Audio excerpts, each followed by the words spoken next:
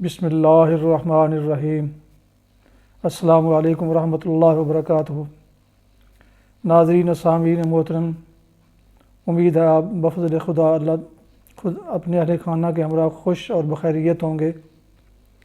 اللہ پاک ہمیشہ آپ کو اپنی حفظ و امان میں خوش و خرم مسکراتا رکھے اور ہر قسم کی پریشانیوں اور تکالیف سے محفوظ رکھے۔ تو ناظرین و سامعین، آج سے ایک نئے ولاگ کڑوے گلاب کے نام سے آغاز کرنے جا رہا ہوں۔ کڑوے گلاب دراصل محمد سلیم بٹ کے ایک عرصہ سے لکھے جانے والے کالموں کے مجموعہ کا نام ہے، جس سے محترم بٹ صاحب نے اب کئی کتابوں کی شکل میں ڈھال دیا ہے، جبکہ یہ سلسلہ ایک معروف اخبار میں آج بھی جاری ہے، جس کے ذریعے آپ کو ہر جمعہ حالات حاضرہ پر ایک خصوصی اور دلچسپ موضوع، بہترین جائزہ اور تبصرہ پڑھنے کو ملتا ہے۔ اس سے پہلے ولاگ میں محمد سلیم بٹ صاحب کے بارے میں ایک مختصر سا تعارف پیش کرنا ضروری سمجھتا ہوں، جس سے ان موضوعات پر مشتمل ولاگز سننے اور سمجھنے میں آپ کو آسانی محسوس ہوگی۔ محمد سلیم بٹ پیشے کے اعتبار سے بینکار ہیں۔ عمر پاکستان سے 3 سال 7 ماہ زیادہ ہے، یعنی ان کی زندگی کا سورج 15 جنوری 1944 کو طلوع ہوا تھا۔ انہوں نے زندگی کا زینہ درجہ بدرجہ طے کرتے ہوئے FA دیال سنگھ کالج لاہور سے پاس کیا۔ وہ زمانہ طالب علمی میں ہی ریسلنگ، باسکٹ بال اور کوہ پیمائی میں بڑھ چڑھ کر حصہ لیتے رہے اور ہمیشہ اچھی پوزیشن حاصل کی۔ BA اسلامیہ کالج سول لائن سے کیا اور 1963 میں ویسٹ پاکستان یونیورسٹی چیمپئن شپ جیتنے والی کالج کی ریسلنگ ٹیم کے نمایاں رکن رہے۔ سلیم بٹ 1964 میں کالج اسٹوڈنٹس یونین کے جنرل سیکرٹری منتخب ہوئے اور انہوں نے اپنے دور میں لاتعداد مباحثے اور بے شمار مذاکرے منعقد کرائے۔ کھیلوں کی دنیا میں سلیم بٹ بطور سپورٹس آرگنائزر ایک نمایاں حیثیت رکھتے ہیں۔ وہ ٹور ڈی فرانس کی طرز پر ٹور ڈی پاکستان کراچی تا پشاور کے بانی ہیں۔ عرصہ دراز تک پاکستان سائیکلنگ فیڈریشن کے سیکرٹری جنرل رہے۔ ایشین گیمز 1986 میں پاکستانی دستے کے سیکرٹری جنرل کے فرائض ادا کیے۔ اولمپکس اکیڈمی یونان اور ماسکو میں پاکستان اولمپک ایسوسی ایشن کی نمائندگی کی۔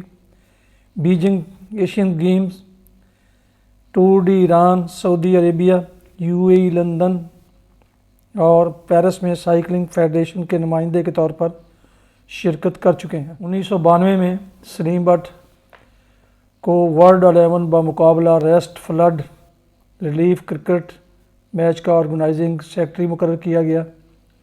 اس میچ سے اکٹھے ہونے والی امدادی رقم 53 لاکھ تھی۔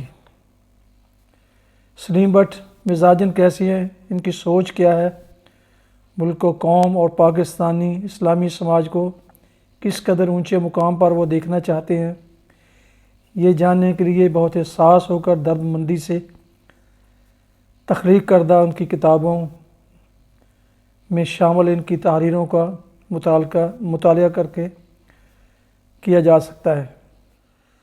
ناظرین و سامعین، سلیم بٹ کے بارے میں یوں تو متعدد ادیب و شعراء، افسانہ نگار اور نقاد حضرات نے ان کے بارے میں اچھے الفاظ ادا کیے ہیں۔ میں چند کے ارشادات پیش کرنے کی جسارت کرتا ہوں۔ Khawaja Muhammad Sharif, chief justice retired Lahore high court, Saleem Butt کی ایک کتاب کے دیباچے میں لکھتے ہیں: سلیم بٹ، جو نیشنل بینک میں کلیدی عہدے پر فائز رہے اور پاکستان سائیکلنگ فیڈریشن کے صدر اور سیکرٹری ایک عرصہ تک رہے، انہوں نے اس قبیل میں جگہ بنانے کی کوشش کی جہاں عظیم کالم نگار اور نقاد جمیل الدین عالی اور بلند پایا مزاح نگار مشتاق یوسفی بطور بینکر اور ادب میں اعلیٰ مقام رکھتے ہیں۔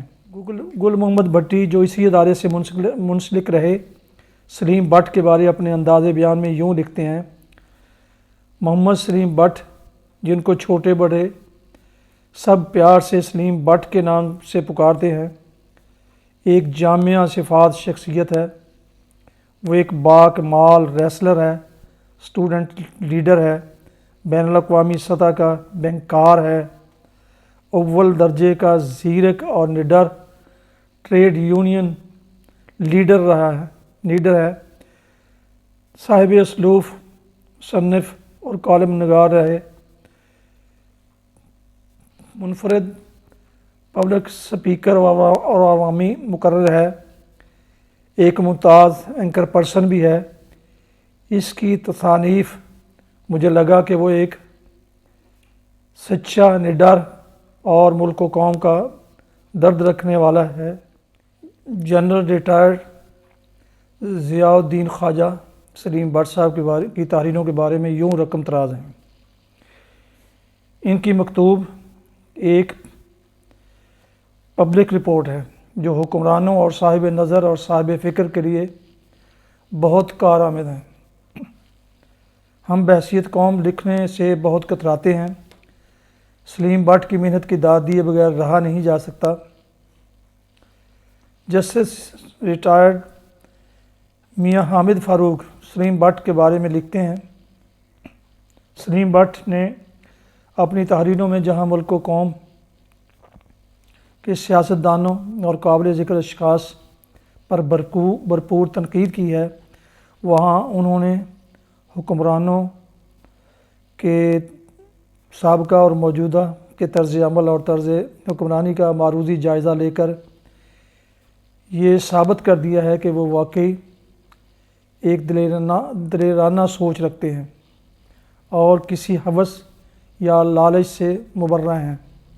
وہ اپنی تحریروں میں موقع مناسبت کے لحاظ سے شعر کا خوبصورت استعمال کرتے ہیں جو ان کو چار چاند لگا دیتا ہے۔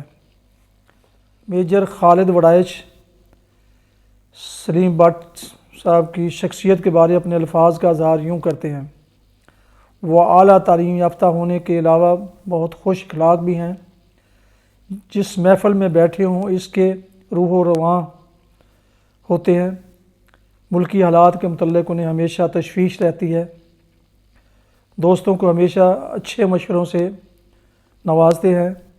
نیشنل اور انٹرنیشنل حالات سے بھی سلیم بٹ صاحب کو خوب آگاہی رہی ہے۔ جمخانہ کے ملازمین ان کی انسان دوستی کی وجہ سے بہت عزت کرتے ہیں۔ ان کی پیاری بیٹی کاشفہ بٹ اپنے خیالات کا اظہار یوں فرماتی ہیں: آج سے 15-20 برس پہلے جب ابو نے مجھے کہا کہ میں ایک کتاب لکھنے جا رہا ہوں تو مجھے دھچکا لگا۔ جہاں تک میں ان کو جانتی ہوں وہ بینک میں تو آؤٹ اسٹینڈنگ پرفارمنس دیتے رہے ہیں۔ ایشیا کی سب سے بڑی ریس ٹور ڈی پاکستان تو آرگنائز کر سکتے ہیں، مگر کتاب لکھنا یہ بات کچھ ہضم نہیں ہوتی۔ ابو ایک انتہائی سینسیٹیو آبزرور ہیں، اور جس چیز نے مجھے حیران کیا وہ یہ تھی کہ سرٹنٹی اور سینسیٹیوٹی جو ان کی تحریروں میں بدرجہ اتم ملتی ہے، ان کو کوئی بھی شعر اس کی ٹانگ توڑے بغیر یاد نہیں رہتا۔ اخبار پڑھنے کے علاوہ کوئی بھی سیریس کتاب پڑھنے کا شوق نہیں رکھتے۔